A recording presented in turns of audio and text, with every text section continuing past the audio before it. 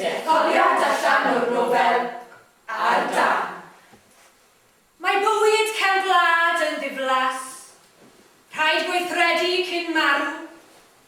Trafodwch. O'r mwredd, pwy ddiwysiodd y testyn yma?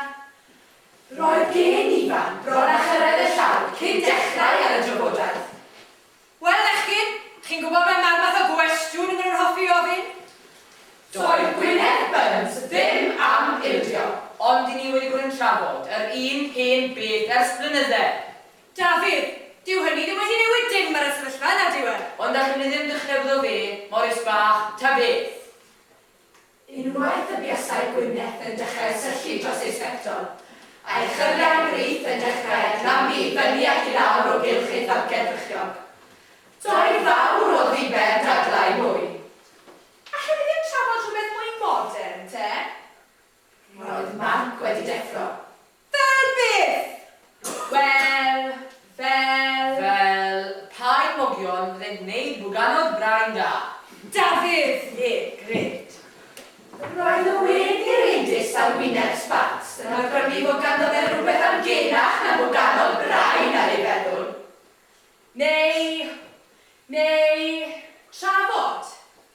Y cyngor gorau unrhyw ffarmwr ifanc os am gadw'n iach a chall yw cadw'n ddigon pell wrth unrhyw beth a thethu. Ensiodd ifan y byfyrion. Nawr ni'n siarad. Roedd hyd yn oed Mark Sparks yn dechrau awchrio gan gynegu barn ar y pob hwnnw. Wincio'n awgrymog yn naill ar y llall am lau'r gweddill. Fechgyn, gadewch i ni gael rhywfaint o drefen, neu fyddwn ni ma drwy'r nos. Buan y sobrodd pawb o sylweddoli. Mae Gwynedd Burns oedd y ferch gwerthaf ar wyneb y ddeiar buasant yn dymuno treulio'r nos gyda hi. Roedd hyd yn oed sôn am Gwynedd a thethu o fewn yr un brawddeg, yn ddigon i beri Dafydd anesmwytho. Hawdd gweld nad i godi awydd ar unrhyw ddyn yr hoddwyd i ar wyneb y ddeiar. Roedd ei lle ar y silff yn sicr, a hynny reit yn y cefn, mewn cornel guddiedig.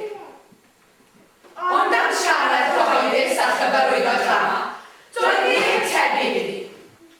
Roedd ganddi grist a mai, a llygadw yn yr un lleiaf. Ac am hynny, roedd y bechgyn yn ddiolchgar.